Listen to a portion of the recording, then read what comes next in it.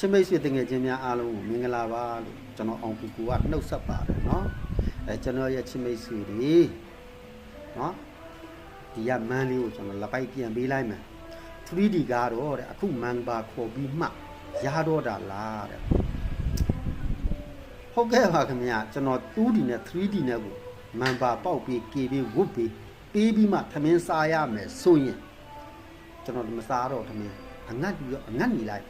เนาะကျွန်တော်ငတ်နေလိုက်ကျွန်တော်ပေးနေတဲ့ 2D နဲ့ 3D ဒီကျွန်တော်စားတဲ့ကဏ္ဍလေးကျွန်တော်ထိုးတဲ့ကဏ္ဍဖြစ်တယ်ကျွန်တော်ထိုးတဲ့ကဏ္ဍဖြစ်တဲ့အတွက်ကြောင့်ကျွန်တော်မိတ်ဆွေတွေကံကောင်းမဲ့ဆိုရင်ကျွန်တော်နဲ့အတူတူပေါက်ကြမယ်เนาะအဲ့ဒီစေတနာတစ်ခုနဲ့ပဲကျွန်တော်ပေးတာကေဘေးဝုတ်ဘေးမန်ပါအဖွဲ့ဝင်ခေါ်တဲ့လူကအကောက်တုတော့မှတ်เนาะအကောက်တုလို့ပဲမှတ်လိုက်တော့ကျွန်တော်ရဲ့ချင်းမိတ်ဆွေတွေ 2D နဲ့ 3D နဲ့နီလန်လေးတိလို့ရှိရင် 2D ဆိုရင်လည်းတစ်ပတ်မှာ2ချိန်ပေါက်ရ 3D ဆိုရင်လည်းနီလန်တိရတစ်နှစ်မှာ2ချိန်ပေါက်ရเนาะအဲ့ဒီနီလန်လေးတွေကို29ရက်6လ2026စနေနေ့ဒီညနေမှာကျွန်တော်လိုက်လွှင့်ပြီးတော့ဆင်ပြပေးမယ်เนาะအဲ့ဒီနီလန်တိုင်းကလုတ်သွား100%တော့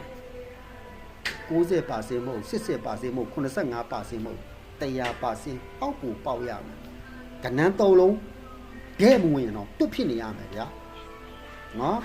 ကျွန်တော်မရှိဘူးဆိုနီလန်ချပြပေးမယ်အဲ့လိုနီလန်ချပြပေးလို့ရှိရင်ကဏ္ဍကအကွက်များကြီးလားတဲ့မဟုတ်မများဘူး၄ကွက်မပိုဘူးနော်တပတ်မှာပိုးရမှာ၄ကွက်ပဲရှိအဲ့ဒီနီလန်ကျွန်တော်ချပြပေးမယ်နော်ဒီညတော့လိုက်ဆောက်ကြည့်ပေါ့ကဲအားလုံးအဆင်ပြေကံကောင်းမှာပါလို့ဘိုင်ဘိုင်